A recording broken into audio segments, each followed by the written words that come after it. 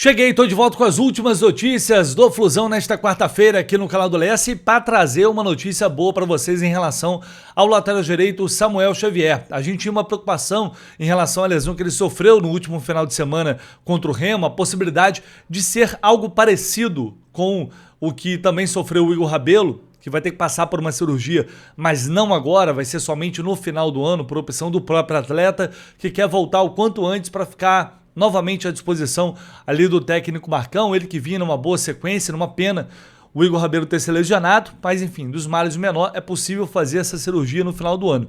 No caso do Samuel Xavier, ele deslocou o ombro esquerdo e não será necessário passar por um procedimento cirúrgico. Pelo menos essa é a avaliação após os exames que ele fez ontem, né? Após o resultado dos exames realizados ontem, depois da reapresentação do elenco no CT Carlos Castilho, tinha esse receio, essa preocupação. Ele vai passar por um tratamento conservador e em breve voltará a treinar no CT. Não sei precisar para vocês ainda quanto tempo ele vai ficar fora. É certo que ele será desfalque aí nesses próximos jogos, o que, claro, não é bom, mas também não preocupa tanto, não liga tanto assim um sinal de alerta, porque no banco tem o Fidelis, que é um jogador que, mais uma vez, ele entrou muito bem quando teve a oportunidade, sempre foi assim desde o ano passado, recebeu novamente essa oportunidade de entrar numa situação que não é ideal, claro. O Samuel saiu por lesão, não é assim que a gente quer ver o Fidelis em campo, mas acontece, é do jogo, e aí o Fidelis pode ganhar mais oportunidades enquanto o Samuel estiver fora. O Guga volta.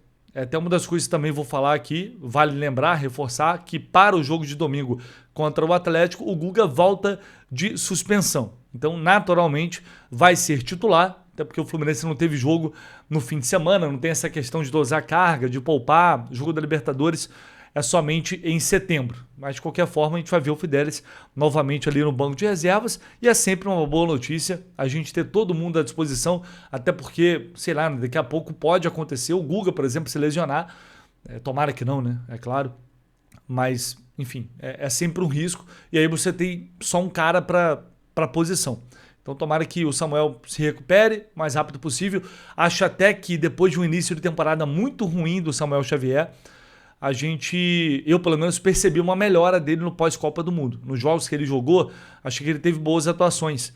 E acho que talvez isso tenha um impacto também da redução da minutagem. Ele foi para o banco, né, tá mais descansado e, consequentemente, entra mais inteiro nas partidas. E eu percebi uma melhora do Samuel, ele vinha entregando desempenhos pelo menos ok, com algumas boas atuações nesses últimos confrontos, tá?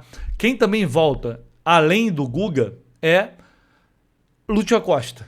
Já ia falar Thiago Silva. Thiago Silva tá à disposição, mas é um caso à parte. Lúcio Acosta volta e fica novamente à disposição ali do Marcão, e aí vai depender do próprio Marcão a escalação dele ou não.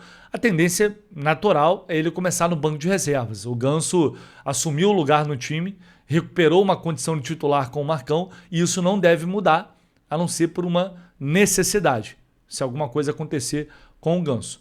Mas o Lúcio tem um momento agora importantíssimo, inclusive essa semana, uma semana inteira de treinos, de preparação, para brigar pelo espaço dele. A mesma coisa vale para o Savarino, 2 jogadores que perderam espaço, perderam posição na equipe, e agora, enfim, tem alguns dias com menos jogos, já que a Libertadores é só em setembro, para tentar retomar essa condição.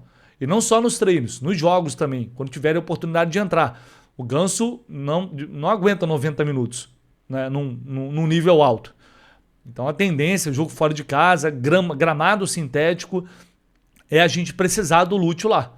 Então tomara eu torço muito para que ele consiga recuperar o futebol dele, que está muito abaixo, vem jogando muito, mas muito mal mesmo, muito distante daquele Lúcio que a gente se encantou em alguns jogos desde o ano passado.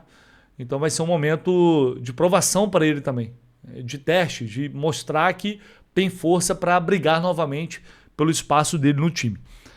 Thiago Silva, ia falar dele, vai jogar no domingo? Aí é uma questão que vai ser avaliada ainda até o final de semana. Muito pela questão da grama sintética. Não excesso de jogos, minutagem, porque, enfim, teve essa semana para treinar e recuperar. Mas a grama sintética é sempre uma preocupação, isso vale para o Ganso também. Jogadores que, enfim, têm uma tendência a sentir um pouco mais esse tipo de piso, e com o Thiago não dá para brincar. A gente não pode pensar em perder o Thiago Silva para essas quartas de final de Copa Libertadores. E se Deus me livre, você tem uma lesão ali, o tempo de recuperação é muito curto até o primeiro confronto, que tem data base de 9 de setembro. Lembrando que a gente deve ter finalmente a confirmação das datas, para quem está perguntando, dos jogos contra o Platense nesta quinta-feira. A Conmebol, como eles não estão nem aí, né?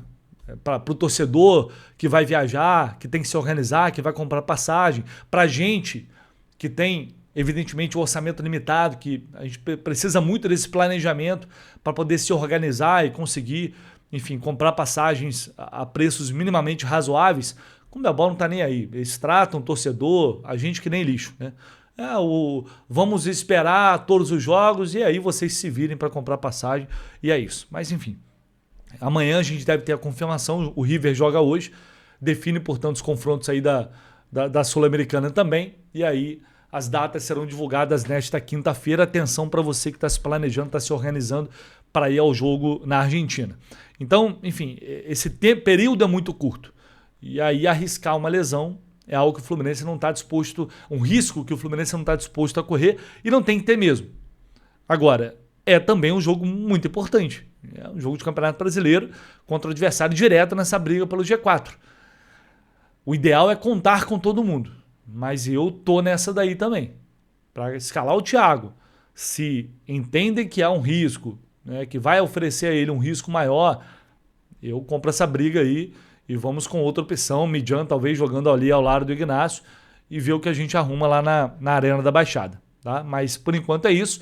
Tem treino amanhã no CT, quinta-feira, tem treino na sexta e no sábado, né, que é quando o time viaja para Curitiba, e a gente também vai para Curitiba acompanhar o Fluminense de perto, como sempre. Para a gente fechar aqui esse vídeo, hoje a ESPN publicou uma informação sobre Everton Cebolinha. E por que eu estou falando disso aqui? O Cebolinha, ele despertou o interesse do Fluminense na última janela de transferências. Ele foi especulado, foi confirmado isso, o interesse do Fluminense em tentar contratar o jogador. Mas naquele momento o Flamengo não aceitou liberar, o que agora mudou.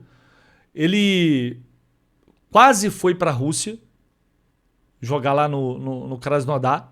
De última hora, o presidente do clube russo, ele desfez a operação, estava praticamente sacramentada, o Cebolinha ia para lá.